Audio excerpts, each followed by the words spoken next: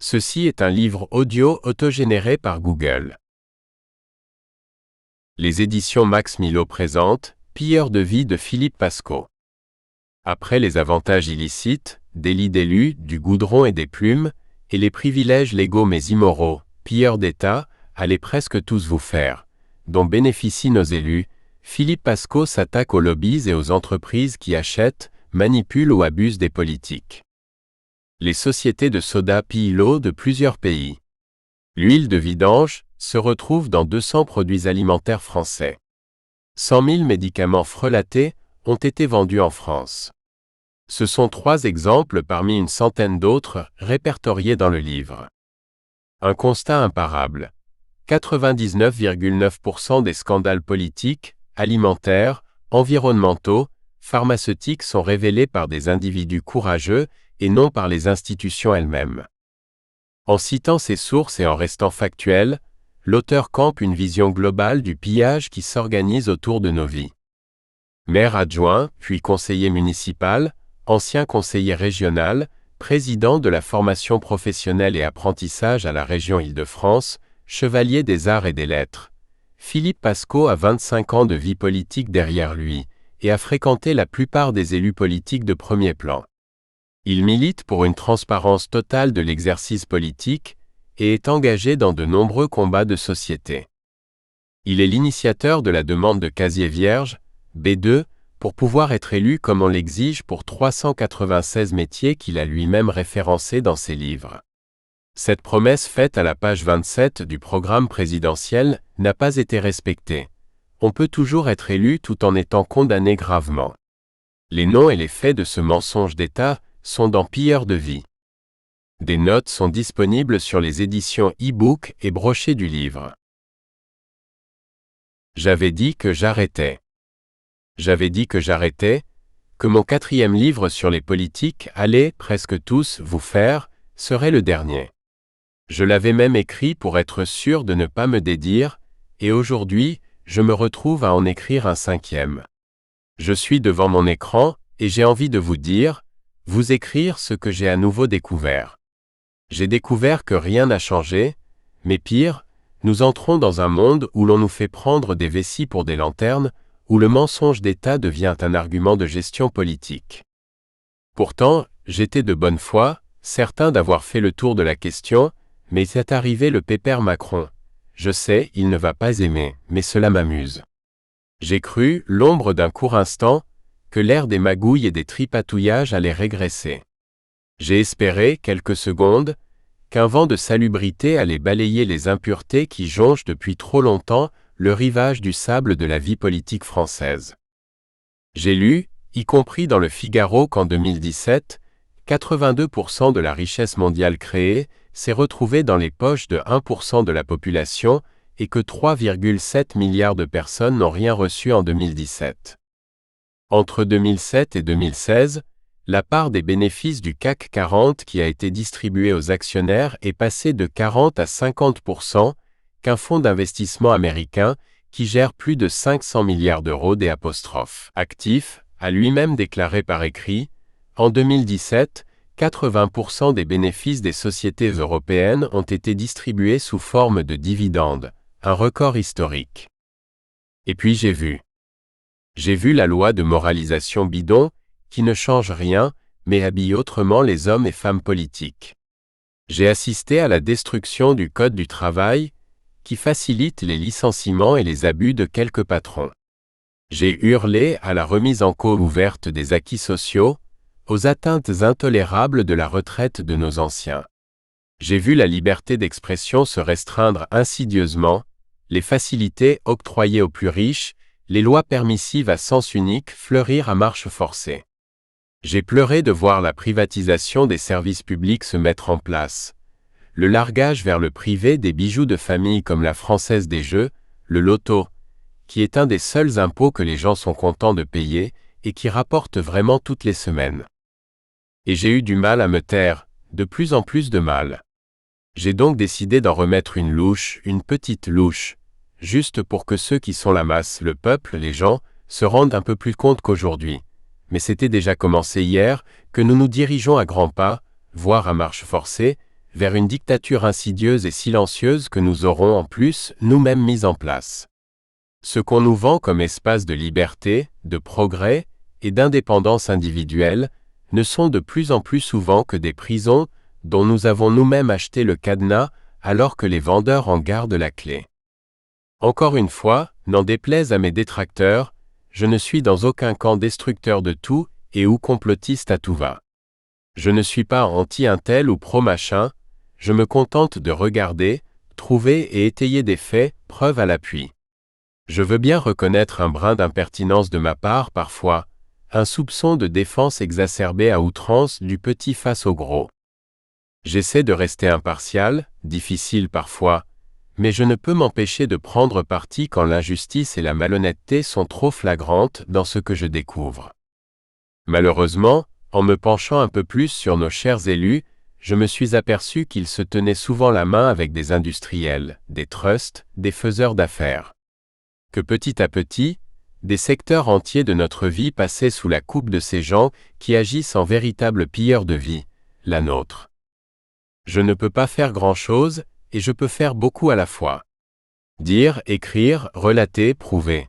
Permettre que chacun puisse se faire une idée avec la transparence des faits que la plupart du temps, on essaie de nous cacher. Essayer d'être un petit éveilleur de conscience. Je ne suis pas un lanceur d'alerte. Je refuse avec force l'appellation de lanceur d'alerte. D'abord, ce titre commence allègrement à être galvaudé par sa médiatisation journalistique à outrance. Il faut savoir qu'aujourd'hui, celui qui a le moindre problème avec son chef de service, qui détourne les trombones du bureau, devient dans l'article du petit blog local un lanceur d'alerte quand il balance à la cantonade son pétard mouillé. Puis, il se pare du manteau du justicier et part à l'assaut de tous les médias environnants. Certains hurlent au loup, car ils ne comprennent pas que le vol de trombone à Pétaouchnok ne soit pas à la une de tous les journaux nationaux. Je commence malheureusement à trop voir de personnes en mal de reconnaissance qui s'autoproclament lanceurs d'alerte. J'en ai même rencontré un qui avait eu la bonne idée de l'inscrire sur ses cartes de visite, qu'il distribuait allègrement au gré de ses rencontres journalistiques. Il était fier, on aurait dit que c'était son métier. J'ai trop de respect et d'admiration pour les Denis Robert, Raymond Avrier, Antoine Deltour, Stéphanie Gibault, Céline Boussier, James Dunn, Jean-Luc Touly, Yasmine Motarjemi, Françoise Nicolas, Georges Domergue, Hervé Le Breton, Michel Chamard, Irène Frachon, Julien Assange, Edward Snowden, Karim Ben Ali, Jeffrey Wigan et bien d'autres, car je ne peux tous les citer, pour oser penser une seule seconde que je pourrais leur arriver à la cheville et être ce qu'on appelle un lanceur d'alerte. Je ne mérite pas ce titre, tout au plus celui de petit scribouillard débrouillard. Pour trouver une image plus ludique, je veux bien la comparaison avec un chien de berger. Le bon gros toutou qui défend le troupeau contre les loups. Un bon gros toutou de montagne, qui devient une terreur incontrôlable si un prédateur s'approche de trop près du troupeau dont il est responsable de la protection. Je n'y crois pas. Parfois, je relis plusieurs fois mes notes et pendant plusieurs semaines je cherche d'autres preuves tant je n'arrive pas à croire que les trusts, pas tous, les politiciens, pas tous, nos dirigeants, pas tous, ont si peu de conscience qu'ils nous vendent, nous pillent, nous spolient sans vergogne aucune. Ce qui me perturbe encore plus, c'est la bonne conscience qu'affichent tous ces pilleurs de vie. Longtemps, je me suis dit qu'ils ne devaient pas pouvoir dormir le soir en sachant ce qu'ils venaient de faire dans la journée. Eh bien non, ces gens dorment souvent mieux que nous tous, du sommeil du juste, dit-on, ou de celui qui a bien rempli sa journée. L'escroc de base pense souvent que la victime n'a qu'à être moins bête. Ce n'est donc pas de sa faute, il a donc bonne conscience. Le politicien décide pour nous mais lui, sait ce qui est bon pour nous et la société qu'il dit représenter, et après tout, on a voté pour lui. Il a donc bonne conscience. Le trust, l'entrepreneur vend des produits frelatés, des armes destructrices, pollue définitivement l'atmosphère que nous respirons, mais il crée des emplois et participe à la richesse de la nation, surtout la sienne. Il a donc bonne conscience. Souvent celui qui ordonne votre mort sociale, professionnelle, voire physique dans certains pays, dîne tranquillement en famille le soir, participe le dimanche à des œuvres de charité ou se retrouve, en groupe, pour s'auto-féliciter des décisions prises avec courage pour redresser le pays, et remplir les poches de quelques-uns. Pendant ce même laps de temps, vous êtes au bord du suicide, car vous ne savez plus comment payer vos crédits, nourrir vos enfants depuis votre licenciement et ou la fermeture de votre usine pourtant bénéficiaire. En plus, vous avez 50 ans, et vous savez qu'aucun emploi ne vous sera proposé. Vous regardez votre maison, que vous ne pouvez plus payer, et vous n'avez pas bonne conscience. Vous attendez au fond d'une geôle le pas de celui qui vous emmènera au gibet, ou vous mettra une balle dans la nuque. Vous êtes encore jeune, vous savez que vous auriez pu faire plein de choses de votre vie, qui va s'arrêter, et que la femme que vous aimez va vous pleurer, vous comprenez que votre famille va pâtir de longues années de votre engagement, et vous n'avez pas bonne conscience. Vous ouvrez votre frigo, et il ne vous reste qu'un yaourt, 3 bricoles immangeables et périmées. Vous devez nourrir vos enfants, et votre RSA a servi à payer le loyer et la réparation imprévue de votre voiture poubelle.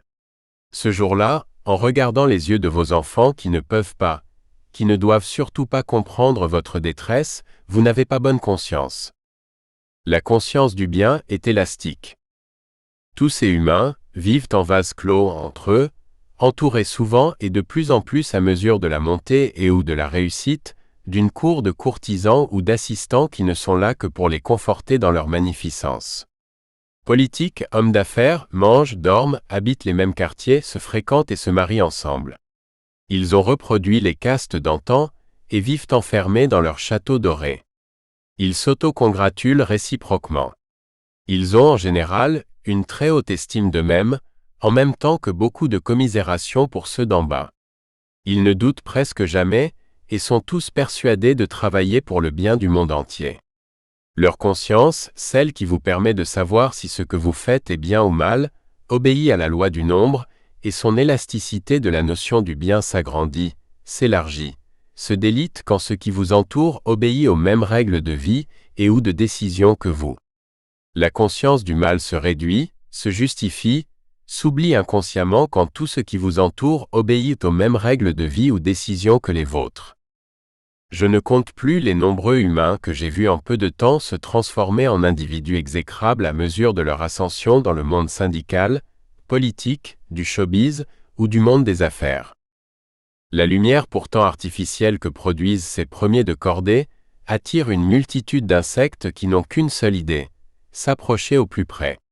Ceux qui les entourent sont soit sous le charme, la béatitude, et ont le sentiment d'être physiquement près de Dieu, ou alors sont dans la crainte d'être bannis, rejetés, éjectés du cercle dans lequel il faut être pour toucher une parcelle du pouvoir.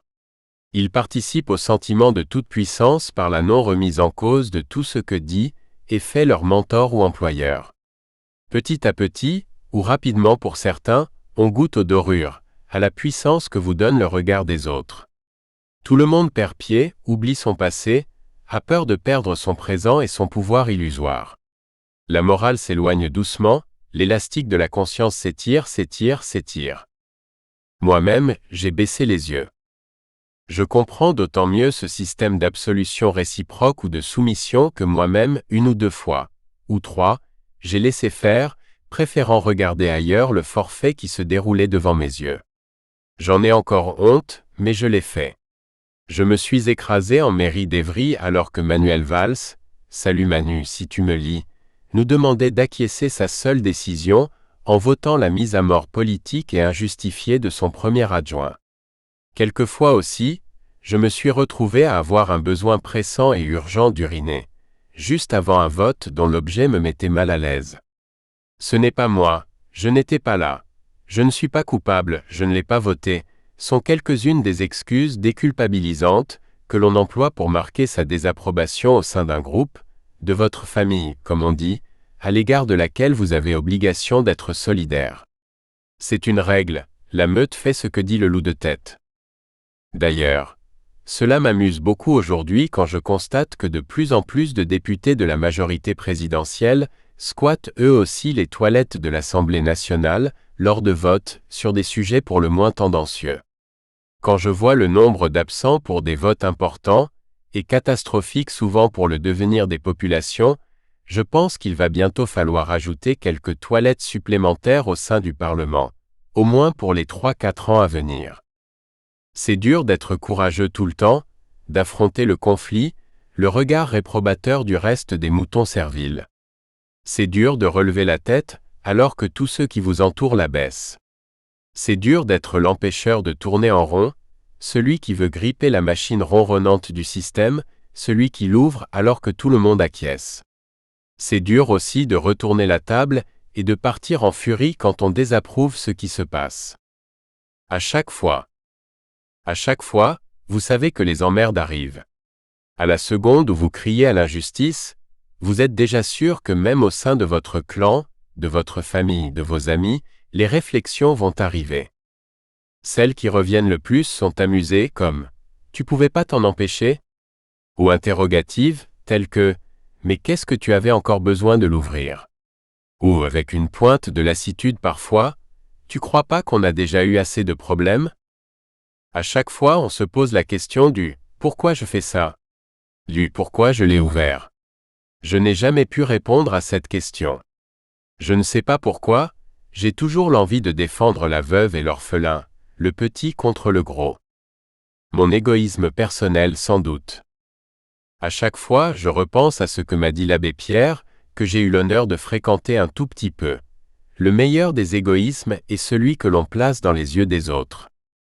C'est vrai, fondamentalement et viscéralement, nous sommes tous des égoïstes en puissance. Mais il y a deux sortes d'égoïstes sur Terre, ceux qui se regardent le nombril et ceux qui se regardent dans les yeux des autres. Je pense en toute humilité faire partie de la deuxième catégorie. À chaque fois que l'on se rencontre, deux copains psychanalystes veulent me psychanalyser, depuis au moins 30 ans. Ils veulent comprendre pourquoi je suis comme je suis, un cas d'école, disent-ils. Ma réponse, invariable depuis 30 ans, les fait hurler de rire et de désespoir tout à la fois.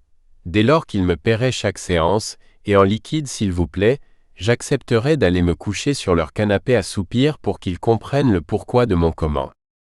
À chaque fois que je repense au combat passé et que je réalise la kyrielle de soucis vécus, comme ma carrière professionnelle ralentie ou politique stoppée net, les menaces voilées ou directes qui ont étayé certains dossiers sensibles, les peurs solitaires que je gardais au fond de moi, les pleurs de rage et de colère rentrées, que personne n'a jamais vues, quand parfois le danger s'approchait trop près de ma famille, de mes enfants. À chaque fois, je me dis quelques courts instants que j'ai eu tort, que c'est la dernière fois que je bouge, que je l'ouvre, car de toute manière cela n'a pas changé grand-chose, que c'est une goutte d'eau claire dans un océan opaque.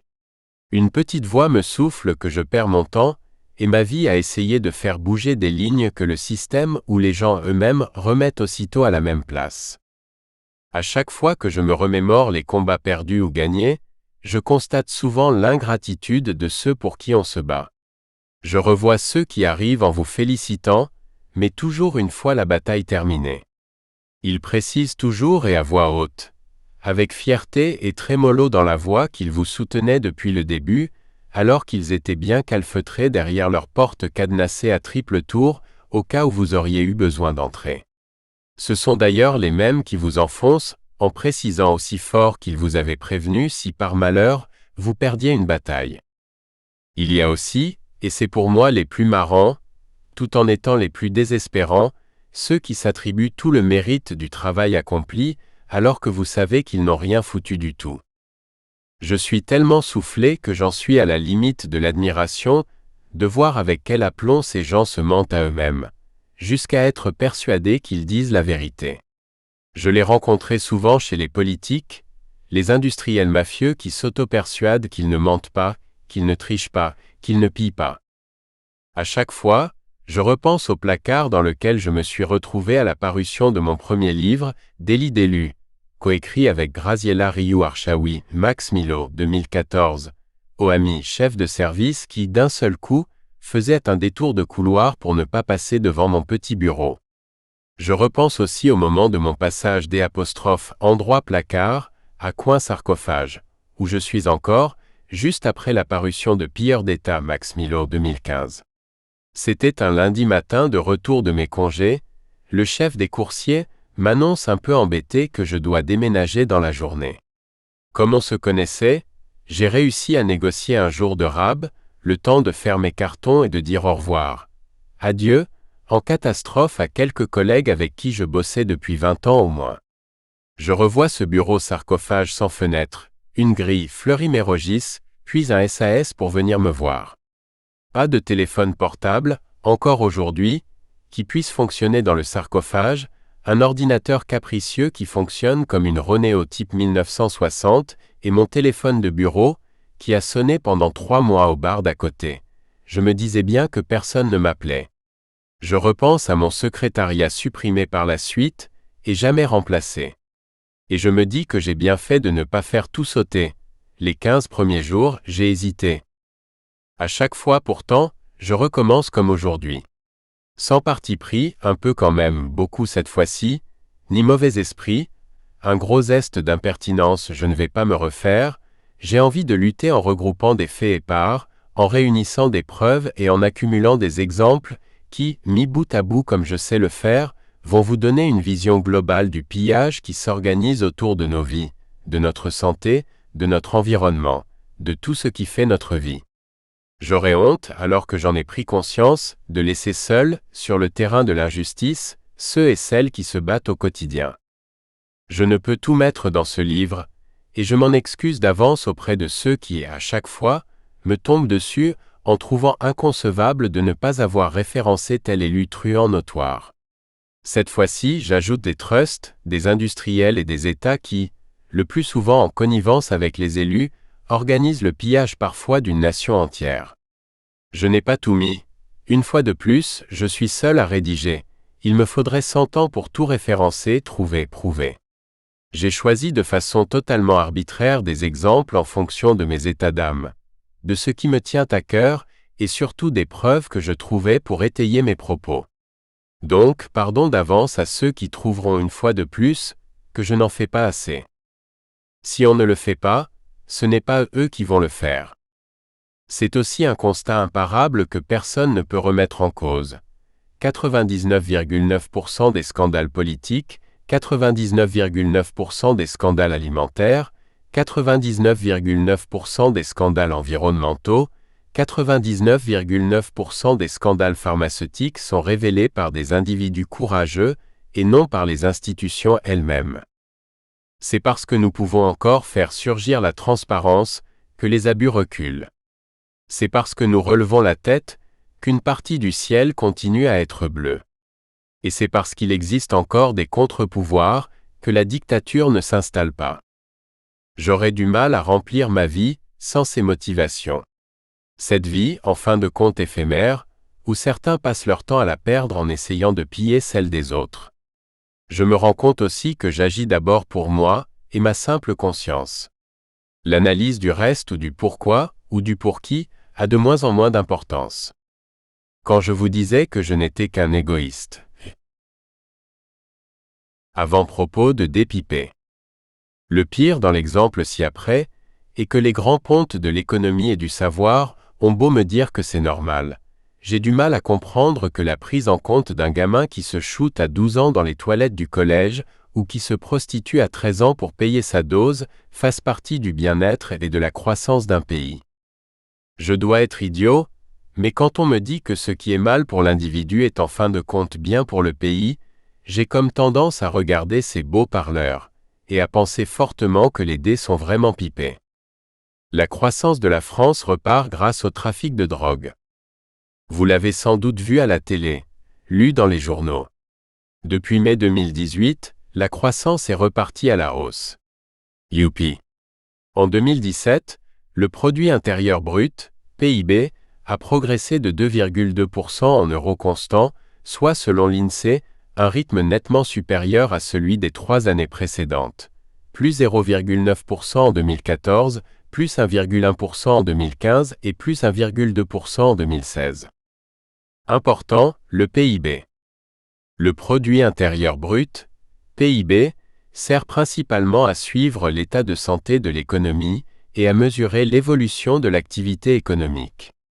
C'est l'indicateur essentiel, produit dans le cadre des comptes nationaux, pour adapter la politique économique de la France en fonction de l'activité du pays. Félicitations, congratulations, explosion de joie dans les hautes sphères de la politique qui peuvent se gausser avec commisération de tous ces pleurnichards professionnels qui hurlent à chaque décision mise en route, ces empêcheurs de tourner en rond qui passent leur temps à dénigrer les mesures prises et les grandes avancées pour le pays. La croissance repart, arrêtons de nous plaindre que ça va mal. La France va mieux, ce n'est pas nous qui le disons, c'est un organisme reconnu et fiable qui s'appelle l'INSEE, Institut national de la statistique et des études économiques. Cet institut est chargé de collecter, produire, analyser et diffuser des informations sur l'économie et la société française. Les chiffres de l'INSEE ont une grande importance un peu partout dans la société. Les chiffres de la croissance, par exemple, sont une référence quand un gouvernement élabore le budget de l'État. Bercy, pour ses évaluations de recettes et de dépenses futures, va regarder ce que prévoit l'INSEE. Et l'INSEE vient d'incorporer le produit de recettes estimé du trafic de drogue français dans ses chiffres. Le produit supposé du trafic de drogue injecté dans le PIB. C'est d'après une demande de l'Institut européen des statistiques, Eurostat, que Bercy a donné l'ordre à l'INSEE d'incorporer les recettes du trafic de drogue dans les chiffres du PIB. Pour l'habiller proprement, Eurostat avait demandé l'intégration de la DOP sous l'appellation « transaction commerciale ». Ça fait plus classe. Comme d'habitude, on nous a servi le plateau redondant de « ce n'est pas nous ». Et puis d'autres pays européens le font bien. Pratique à chaque fois l'excuse. On compte à la louche ou à la seringue. Les chiffres injectés font état de 2,7 milliards d'euros selon les organisateurs et plus de 3 milliards d'euros selon la police. Sérieusement, on se demande bien sur quels chiffres officiels ils se sont basés pour trouver ce total? Est-ce que quelques trafiquants de renom ont servi de consultants? Et la prostitution? Bercy via l'INSEE n'a pas souhaité pour l'instant incorporer la prostitution dans les chiffres de croissance. D'autres pays européens l'ont fait. Gardons une poire pour la soif, on pourrait en avoir besoin les années suivantes pour maintenir notre taux de croissance dans le vert. Le top serait d'y rajouter l'estimation de la fraude fiscale. On n'est plus à un maquillage près. Là, nous serions vraiment bien en taux de croissance. Dilemme. Une fois l'habitude prise d'incorporer ces chiffres, que l'on pourra certainement ajuster chaque année au gré des besoins de croissance, il va quand même falloir mettre la pédale douce dans la lutte contre les trafiquants. Les arrêter et éradiquer le trafic de drogue en France voudra dire diminuer la croissance et le PIB. Un petit dealer de quartier qui empoisonne nos gamins pourra soutenir qu'il travaille pour la France et demander les circonstances atténuantes, voire l'acquittement, pour service rendu au pays lors de son procès. Prédiction en forme de boutade couac. Je prends le pari que la croissance selon le PIB sera encore meilleure l'année prochaine. En sus du trafic de drogue, qui ne devrait pas baisser, une petite augmentation nous ferait du bien, on pourra sans doute y rajouter les bienfaits de la consommation pendant la Coupe du Monde de football. On va pouvoir incorporer les 100% de ventes supplémentaires de drapeaux tricolores, plus 100% des ventes. Un bond de 42% au rayon foot, réalisé par la gamme de la Fédération française de foot, 5 pizzas vendues par seconde dans une grande enseigne, plus 60% de vente d'écrans plats en juin et une explosion historique de la vente de bière durant la Coupe du Monde. Moralité. Drogue et bière sont et seront les deux mamelles de la croissance française en 2018. Grâce à la mondialisation, plus la France sera riche, plus il y aura des pauvres. On nous explique qu'aujourd'hui, nous devons penser global. Le quotidien ne peut se concevoir sans une vision mondialiste des choses de la vie. C'est devenu, depuis une vingtaine d'années, un des éléments clés de la parole politique et du développement économique. On vit mondialisation, on travaille mondialisation, on mange mondialisation. Un salarié aujourd'hui doit être capable d'envisager de déménager plusieurs fois dans sa vie, d'apprendre un nouveau métier et les nouvelles technologies pour coller à la mondialisation. Tous les économistes de renom souligne et nous explique que la mondialisation est une source d'opportunités et de gains agrégés pour toutes les économies qui y participent. Avec la mondialisation et la globalisation, le monde avance. Nous espérons que vous avez apprécié cet aperçu. Pour continuer à écouter ce livre audio sur Google Play Livres, utilisez le lien dans la description de la vidéo.